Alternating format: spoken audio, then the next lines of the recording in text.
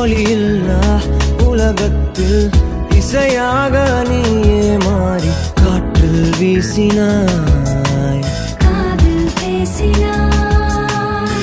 மொழியில்லா மௌனத்தில் விழியாலே வார்த்தை கோர்த்து கண்ணால் பேசினாய், கண்ணால் பேசினாய்.